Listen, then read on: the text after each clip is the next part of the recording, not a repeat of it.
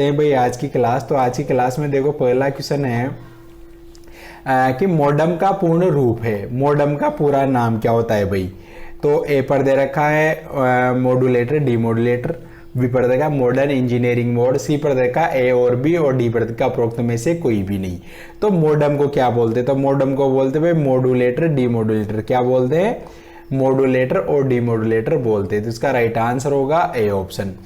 अब देखो जो मॉडम होता है, वो मॉडम जो होता है वो क्या काम करता है? मॉडम इनपुट का भी काम करता है और मॉडम जो है वो आउटपुट का भी काम करता है। यानी इनपुट और आउटपुट दोनों का ही काम करता है, इसलिए ये इनपुट और आउटपुट दोनों ही काम करता है, तो इसे इनपुट और आउटपुट डिवाइस बोला जाता है। यानी दोनों ही काम करता है। और मॉडम क्या करता है? मतलब सिग्नल लेता है और सिग्नल देने का काम करता है कंप्यूटर को, और इसका पूरा नाम मॉड्यूलेटर, डीमॉड्यूलेटर होता है। अगला क्वेश्चन नंबर 2 कि एमएस और 2019 में रूलर विकल्प को सक्षम करने के लिए निम्नलिखित में से किस टैब का उपयोग किया जाता है? यानी रूलर का जो ऑप्शन होता है वो कौन से टैब में होता है? यानी उसे आप कहां से चालू कर सकते हो, बंद कर सकते हो, कौन से टैब में से? तो ए पर देखा रिव्यू, बी पर देखा डिजाइन, सी पर देखा पेज लेआउट और डी पर देखा व्यू। तो रूलर जो होता है वो होता है व्यू टैब में। कौन से टैब में होता है भाई? व्यू टैब में। तो इसका राइट आंसर होगा डी ऑप्शन। क्या होगा? D option. यानी व्यू में एक ऑप्शन होता है, वहां पर रूलर लिखा होता है, उसके आगे एक बॉक्स बना होता है। अब आप उसमें अगर टिक लगा देते हो बॉक्स में तो रूलर शो होने लग जाएगा, और अगर टिक हटा दिया तो रूलर शो नहीं होगा व्यू वाले टैब में। तो इसका आंसर होगा डी ऑप्शन। अगला question number 3 page orientation option किस टैब में उपलब्ध है? पेज ओरिएंटेशन ऑप्शन कौन से टैब में होता है? तो ए पर देखा पेज लेआउट, बी पर देखा रेफरेंस, सी पर देखा व्यू और डी पर देखा मेलिंग्स। तो भाई मेलिंग्स वाले टैब में भी नहीं होता है, व्यू में भी नहीं होता है, रेफरेंस में भी नहीं होता है। किस में होता है? पेज लेआउट वाले टैब में। अब पेज ओरिएंटेशन जो होता है वो होता है दो प्रकार का। एक तो होता है भाई पोर्ट्रेट। कौन सा होता है? पोर्ट्रेट होता है। और एक होता है लैंडस्केप। कौन सा? लैंडस्केप। पोर्ट्रेट होता है और लैंडस्केप होता है, दो प्रकार का होता है भाई। तो पोर्ट्रेट जो होता है, तो पोर्ट्रेट में तो प्रिंट आता है सीधा, मतलब खड़ा रहता है पेज, और लैंडस्केप में पेज कैसे हो जाता है? यूं आड़ा हो जाता है भाई, ऐसे। तो इसका राइट आंसर होगा ए ऑप्शन। अगला क्वेश्चन देखो टाइम्स न्यू रोमन क्या है? टाइम्स न्यू रोमन क्या है? तो ए पर देखा है फॉन्ट, बी पर देखा है पेज लेआउट, सी पर देखा है प्रिंटिंग, डी पर देखा है इनमें से कोई नहीं।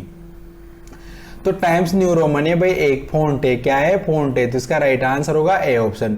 और टाइम्स न्यू रोमन के अलावा फॉन्ट कौन कौन से होते हैं जिनके ज्यादातर एग्जाम में क्वेश्चन आता है? एक तो कैलिब्री का आता है और एक एरियल का आता है। ज्यादातर क्वेश्चन इन्हीं के आते हैं, टाइम्स न्यू रोमन, कैलिब्री और एरियल। और जो कैलिब्री होता है वो बाय डिफॉल्ट फॉन्ट होता है एमएस वर्ड, एक्सेल और पावर पॉइंट में।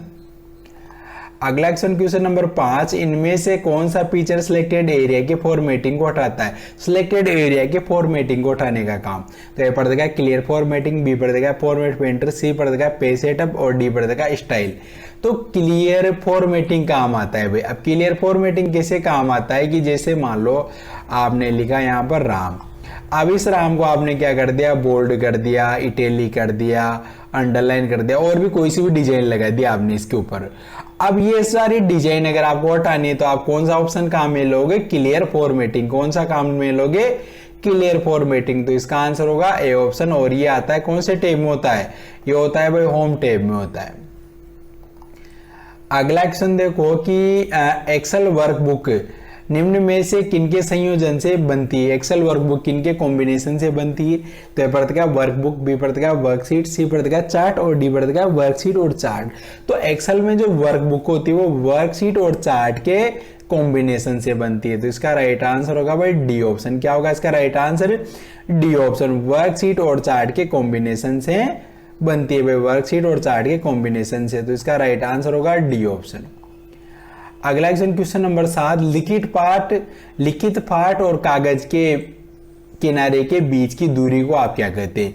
लिखित पाठ और कागज के किनारे के बीच की दूरी को आप क्या कहते हैं? तो ए पर देखा अलाइनमेंट, बी पर देखा रूलर लाइन, सी पर देखा इंडेंट स्टॉप और डी पर देखा मार्जिन। तो जैसे मान लो ये पेज है, ठीक है, जैसे मैंने यहाँ पर क्या बना दिया, इसे क्या बोलेंगे? इसे बोलेंगे मतलब पेज। अब पेज में लिखा हुआ यहां से, जैसे ये लिखा हुआ है, ये यूं मतलब ये बॉक्स लिखा हुआ है एक तरीके से, यूं मानो आप।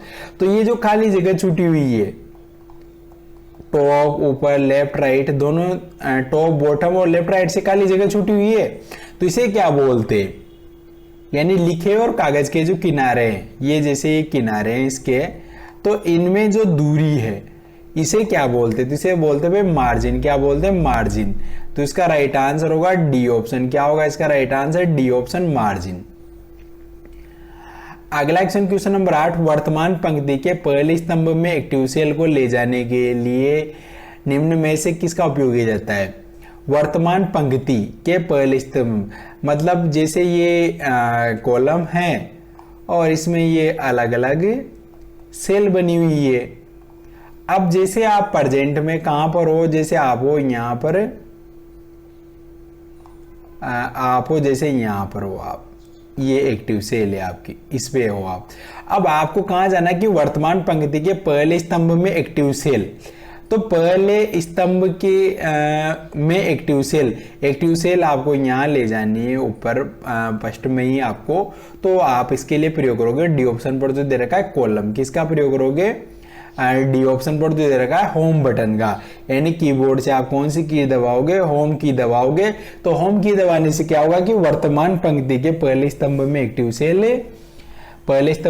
सेल आ जाएगी भाई आपकी। तो इसका राइट आंसर होगा डी ऑप्शन। अगला क्वेश्चन देखो, क्वेश्चन नंबर 9, एमएस एक्सेल 2010 में एक सेल प्रदर्शित कर सकता है यदि उस सेल में एक संख्या या तारीख है और उसके कॉलम की चौड़ाई उन सभी वर्णों को प्रदर्शित नहीं कर सकती है, तो उसके प्रारूप के लिए क्या आवश्यक है। जैसे मान लो ये एक्टिव सेल है, अब इस एक्टिव सेल में आपने कुछ भी लिखा, अब जैसे यहाँ लिखा आपने राम कुमार, या फिर आपने इसमें कोई सा भी फॉर्मूला लगाया। अब जैसे आपने इसमें फॉर्मूला लगाया कौन सा, इक्वल सम टेब B2 इंटू D10, ऐसे कुछ भी लगाया। अब इसमें जो रिजल्ट आया वो इसमें पूरा नहीं आ सकता, मतलब ये सेल क्या हो गई, सेल पड़ गई आपकी छोटी। तो फिर यहां पर जो परिणाम आता है वो ऐसे आता है, यूं हेजेज लिखा आता है। क्या लिखा आता है, हेजेज। तो इसका राइट आंसर होगा ए ऑप्शन, हेजेज। देखो क्वेश्चन में पूछा क्या था आपसे कि एक्सेल 2010 में एक सेल में प्रदर्शित कर सकता है यदि उस सेल की एक संख्या या तारीख है और उसके कॉलम की चौड़ाई उन सभी वर्णों को प्रदर्शित नहीं कर सकती, तो उसके प्रारूप के लिए आवश्यक है। जैसे आप डेट वगैरह लगाते हो, अब डेट होती है बहुत बड़ी तो वो आती नहीं उसमें, तो फिर वहां पर क्या लिखा जाता है, वहां पर लिखा जाता है हेज, हेज, हेज लिखा जाता है। तो इसका राइट आंसर होगा भाई, क्या होगा इसका राइट आंसर, इसका राइट आंसर होगा ए ऑप्शन, हेज, हेज। अगला क्वेश्चन नंबर 10, वाटरमार्क क्या होता है भाई, वाटरमार्क क्या होता है। तो ए पर रखा एक प्रिंट की गई दस्तावेज की एक प्रक्रिया, बी पर रखा एक टेक्स्ट या इमेज को दस्तावेज के ऊपर स्थित होता है और यह दस्तावेज की पहचान को बढ़ावा देता है, और सी पर रखा एक वीडियो गेम का नाम और डी पर रखा एक ऑडियो फाइल का नाम।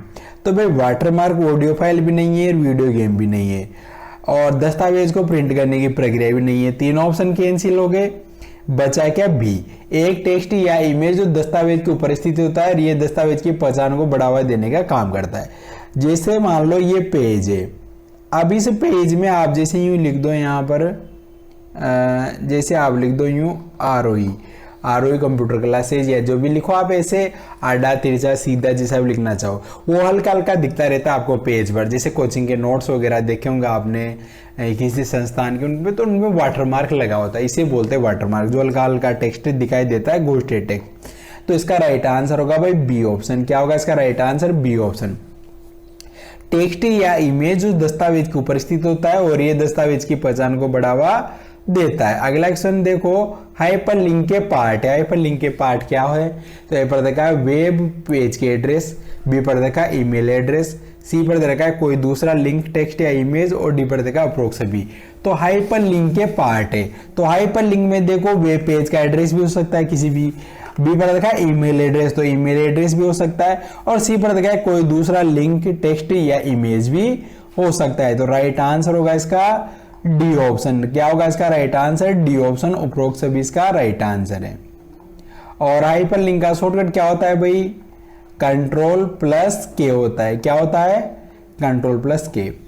अगला क्वेश्चन देखो, माइक्रोसॉफ्ट एक्सेल के एक सेल में रख सकते हैं। माइक्रोसॉफ्ट एक्सेल के सेल में आप क्या क्या रख सकते हो, तो ये पर देखा है नंबर, बी पर देगा टेक्स्ट, सी पर देगा फॉर्मूला, डी पर देगा अप्रोक्स। तो एक्सेल की एक सेल में आप नंबर भी रख सकते हो, टेक्स्ट भी रख सकते हो और फॉर्मूला भी आप रख सकते हो। तो इसका राइट आंसर होगा, क्या होगा इसका right answer? D option, approx. अगला क्वेश्चन नंबर 13, एमएस एक्सेल में सेल के कंटेंट की फॉर्मेटिंग के लिए कौन सा ऑप्शन उपयोग में लाया जाता है? सेल के कंटेंट की अगर आपको फॉर्मेटिंग करनी है, यानी बोल्ड, इटैलिक, अंडरलाइन वगैरह ऐसे करना है, लेफ्ट राइट वगैरह, तो उसके लिए सेल के अच्छा फॉर्मेटिंग है, अलाइनमेंट नहीं है। तो ए पर देगा क्लिपबोर्ड, बी पर देगा फॉन्ट, सी पर देगा अलाइनमेंट, डी पर देगा अप्रोक्स। तो कंटेंट की फॉर्मेटिंग के लिए यानी कलर वगैरह, बोल्ड, इटैलिक वगैरह करना है, तो उसके लिए काम आता है भाई फॉन्ट ग्रुप। कौन सा ग्रुप काम आता है? Font group. तो इसका राइट आंसर होगा बी ऑप्शन, फॉन्ट ग्रुप। अगला क्वेश्चन देखो, एमएस एक्सेल में कौन सा चार्ट नहीं बना सकते? तो एमएस एक्सेल में कौन सा चार्ट नहीं बना सकते? तो ए पर देगा 7D, बी पर देगा पाई, सी पर देगा एरिया, डी पर देगा स्टॉक। तो भाई स्टॉक चार्ट बना सकते हैं अपन, एरिया चार्ट भी बना सकते और पाई चार्ट भी बना सकते, लेकिन 7D नाम से कोई सा भी चार्ट नहीं होता है। तो इसका राइट आंसर होगा, क्या होगा इसका right answer? A option, 7D। अगला क्वेश्चन देखो, निम्नलिखित में से कौन एमएस वर्ड में कट या कॉपी किए गए टेक्स्ट को संग्रहित करता है? यानी एमएस वर्ड में अगर आपने कोई भी चीज कट कॉपी की है तो कहाँ संग्रहित होती है? तो ए पर देगा टेबल, बी पर दे रखा है फूटर, सी पर देगा क्लिपबोर्ड, डी पर देगा हेडर। तो एमएस वर्ड जो चाहे एक्सेल हो चाहे पावर पॉइंट हो, अगर कोई भी चीज को कट कॉपी करते हो आप तो कहाँ संग्रहित होती है? वो चली जाती है क्लिपबोर्ड में। कहाँ चली जाती है? क्लिपबोर्ड में। तो इसका राइट आंसर होगा सी ऑप्शन, क्लिपबोर्ड। अगला क्वेश्चन देखो, पावर पॉइंट 2010 में फाइल का एक्सटेंशन है। पावर पॉइंट 2010 में फाइल का एक्सटेंशन है। तो ए पर देगा .ppt, बी पर देगा .ppx, सी पर देगा .pptx और डी पर देगा .ppxt। तो एमएस वर्ड 2010 हो चाहे 13 हो चाहे 16 हो चाहे 19 हो, तो उसमें जो फाइल एक्सटेंशन होता है पावर पॉइंट का, वो क्या होता है? वो होता है .pptx। क्या होता है? .pptx। तो इसका राइट आंसर होगा सी ऑप्शन, .pptx। अगला क्वेश्चन देखो, क्विक एक्सेस टूल बार में कौन सा ऑप्शन उपलब्ध है? क्विक एक्सेस टूल बार में तो ए पर देगा Ctrl+, बी पर देगा Ctrl+Z, सी पर देगा Ctrl+Y और डी पर देगा अप्रोक्स भी। तो क्विक एक्सेस टूल बार होता है भाई, तो उसमें देखो Ctrl+, कैसे बोलते हैं, सेव का काम करता है, और Ctrl+Z किसका काम करता है? अंडू का, और Ctrl+Y किसका काम करता है? रीडू का। तो भाई उसमें रीडू का भी ऑप्शन होता है, अंडू का भी होता है और सेव का भी होता है, तीनों ही चीजें होती है। तो राइट आंसर होगा इसका, क्या होगा इसका राइट आंसर? क्वेश्चन नंबर 17 का डी ऑप्शन इसका राइट आंसर है। और भाई जिन्होंने चैनल को सब्सक्राइब नहीं किया हो जरूर कर लेना भाई। अगला क्वेश्चन नंबर 18, ड्रॉप कैप क्या होता है? तो ड्रॉप कैप क्या होता है? तो ए पर देगा एक वर्ड प्रोसेसिंग सॉफ्टवेयर का नाम, बी पर देगा एक डिजाइन एलिमेंट जो पाठ में पहले अक्षर को बड़ा रूप में प्रदर्शित करता है, सी पर देगा एक ऑडियो फॉर्मेट और डी पर देगा डेटाबेस मैनेजमेंट टूल। तो भाई ऑडियो फॉर्मेट भी नहीं है, डेटाबेस मैनेजमेंट टूल भी नहीं है और एक वर्ड प्रोसेसिंग सॉफ्टवेयर का नाम भी नहीं है। तीनों ऑप्शन कैंसिल, बी इसका राइट आंसर है। अब देखो बी पर क्या दे रखा है कि एक डिजाइन एलिमेंट जो पाठ में पहले अक्षर को बड़ा रूप में प्रदर्शित करता है। तो ड्रॉप कैप क्या होता है कि जैसे मान लो आप कोई भी पैराग्राफ लिखो तो उसमें पहला अक्षर ऐसे आएगा बड़ा, फिर बाकी सारी जो भी चीजें हैं वो आपकी स्मॉल लेटर में चलती रहती है ऐसे, ये पहला अक्षर ऐसे बढ़ाता है। तो इसका राइट आंसर होगा बी ऑप्शन। अगला क्वेश्चन देखो, एमएस एक्सेल में फंक्शन दे रखा है equal left bracket open double dot daily double dot comma 2 दे रखा है। तो इसका आउटपुट क्या होगा? तो ए पर देखा डी, बी पर देखा ई, सी पर देखा डी ई और डी पर देखा एच आई। तो डेली में से आपको लेफ्ट के 2 वर्ड लेने हैं। क्या लेने? लेफ्ट के 2 वर्ड लेने भाई। तो लेफ्ट के 2 वर्ड आएंगे डी और ई। क्या आएगा? डी और ई। ये देखो यहाँ पर 2 ही पूछा है लेफ्ट साइड से, लेफ्ट का फॉर्मूला लेफ्ट से कैरेक्टर लेने का काम आता है। तो इसका राइट आंसर होगा सी ऑप्शन, डी और ई। और अगर राइट से पूछता तो फिर एच आई होता है, लेकिन इसने लेफ्ट से पूछा है तो डी और ई होगा। तो इसका राइट आंसर होगा भाई सी ऑप्शन। अगला क्वेश्चन नंबर 20, MS एक्सेल 2010 में सबसे ऊपर वाले सेल का एड्रेस, यानी जो फर्स्ट सेल होती है उसका एड्रेस क्या होता है सेल का। तो ए पढ़ देखा A1, बी पढ़ देखा XFD, सी पढ़ देखा AG, डी पढ़ देखा 1A। तो पहली सीट का एड्रेस तो A नंबर का तो कॉलम और 1 नंबर की रो, तो क्या होगा इसका एड्रेस A1। तो इसका राइट आंसर होगा भाई ए, ऑप्शन A1। पहली सेल का एड्रेस क्या होता है भाई A1 होता है। तो ये थे 20 क्वेश्चन जो मैंने सोल्व करवाए आपके लिए, और ये आप सबके लिए जैसे कोई सा भी कंपटीशन का एग्जाम हो जिसमें कंप्यूटर पोर्शन आता है, आप सबके लिए रामबाण साबित होंगे भाई। तो बने रहो आप चैनल पर, रेगुलर क्लासेस चल रही है अपनी, और जिन्होंने चैनल को सब्सक्राइब नहीं किया हो जरूर कर लें, और वीडियो को ज़्यादा से ज़्यादा लाइक और शेयर करना न भूलें, ताकि जैसे कोई भी स्टूडेंट है जो कंपटीशन की तैयारी कर रहे हैं उन सबके लिए क्लासेस बहुत ही ज़्यादा मददगार साबित हो। तो मिलते हैं आपसे अगली क्लास में, तब तक के लिए राम राम। और जो लास्ट में जुड़े हो पूरा देख लेना, समझ में नहीं आए तो एक बार और देख लेना भाई। मिलते हैं आपसे अगली क्लास में, तब तक के लिए राम राम।